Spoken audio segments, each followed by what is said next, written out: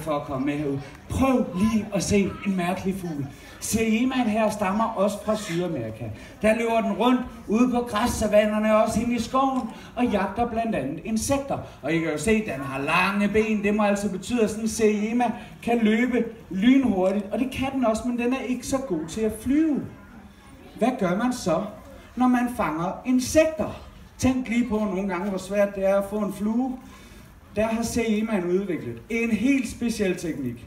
Et hop, der går så hurtigt, at ingen insekter kan nå at reagere på det. Og inden jeg skal vise jer det, så skal I lige holde fast i bænkene. Nu er jeg helt alvorlig. Helt fuldstændig alvorlig. Hold godt fast i bænkene. Tag lige ved alle sammen.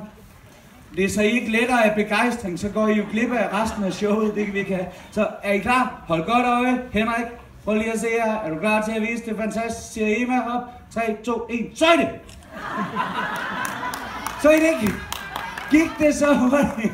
Okay, vi prøver lige en gang. Henrik, der er lige en af. 3, 2, 1. Så er det! Giv ham lige en hånd. Hold. Det er godt, man ikke er insekt, hva'? Ej, det passer ikke. Men det ser bare så sødt ud. Han kan faktisk noget. Fang noget, der er så farligt, at jeg turde ikke selv at have det heroppe.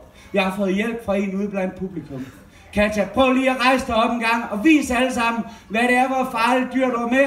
Prøv lige at kaste den herop til mig en gang, ikke efter fuglen med mig. En farlig slange. Og det er godt mærke til. Hvad siger I, man gør? Den kigger den lige an, tager ved den. Og plasker den godt ned i. Og vi prøver lige at rykke den lidt. Jeg skal helst ikke have for meget fat i den. Og den løber altså hen til den igen, kigger, tager ved i halen og klasker hovedet ned i jorden. Det er nemlig sådan, at hvis seemaen ikke er meget forsigtig, så kan den risikere at blive bidt selv. Og nogen slag... Den gjorde ondt i hovedet, den der. Det er jeg overbevist om. Hvis seemaen bliver bidt, så risikerer den altså at dø, fordi nogle slanger jo er meget, meget farlige. Så derfor skal man